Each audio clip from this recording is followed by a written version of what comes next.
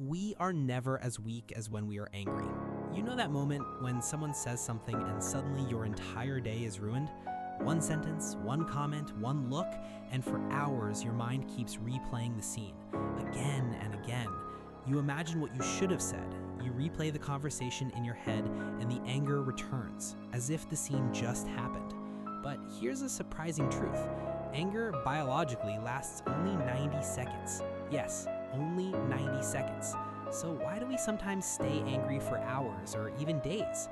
Because it is not the emotion that lasts. It is the story we keep telling ourselves in our mind. And today you're going to discover something that could completely change the way you deal with difficult people. When someone makes you angry, your body reacts immediately. Your heart beats faster, your breathing changes, your brain releases stress hormones. Your body prepares to defend itself. This is a natural mechanism. But here's what neuroscience shows. These chemicals naturally leave your body in about 90 seconds. After those 90 seconds, the physical reaction is over. But most of us make the exact same mistake.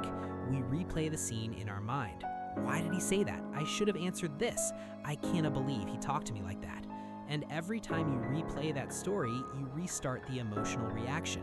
It's like a fire alarm going off because you burned a piece of toast, and instead of opening the window, you keep burning more bread.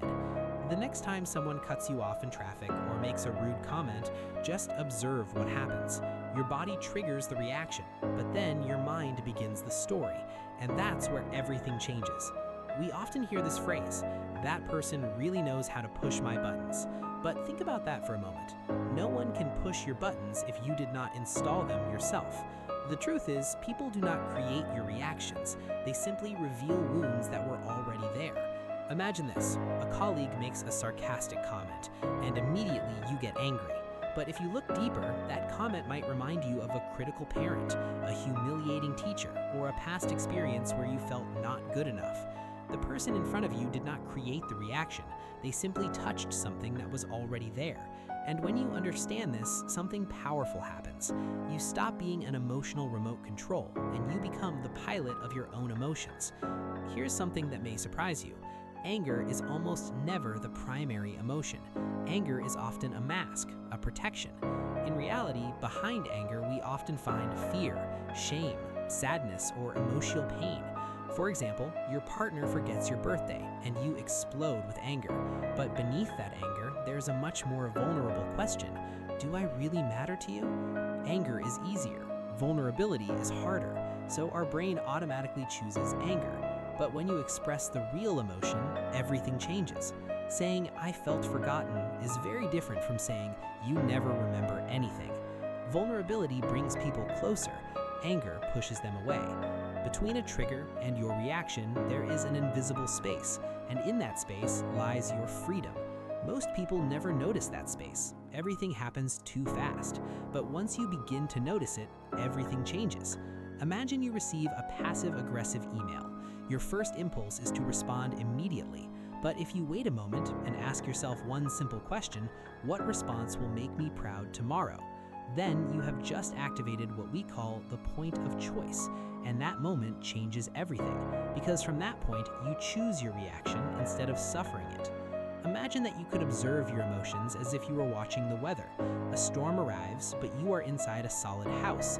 You see the storm, but you do not become the storm. Inside you, there's a part called the observer. That part can notice anger is appearing.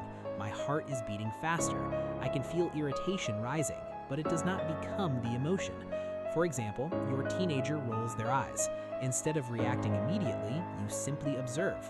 I notice that irritation is rising, and suddenly you have space. Space to breathe, space to think, space to choose.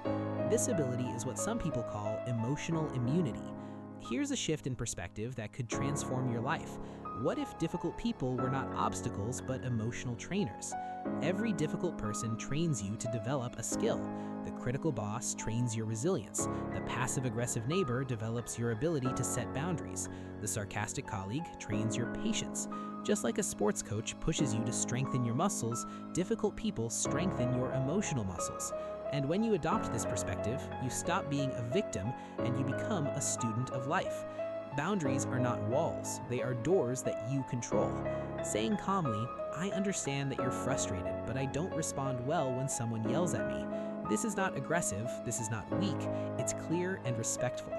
Boundaries protect your energy, and without energy, you cannot help anyone. Now imagine a life where difficult people no longer control your mood, where negative comments no longer ruin your day, where you remain calm even in chaos. Emotional mastery is not a talent, it's a skill, and now you have the map to begin developing it. The only question is, what will be the first technique that you will practice starting today?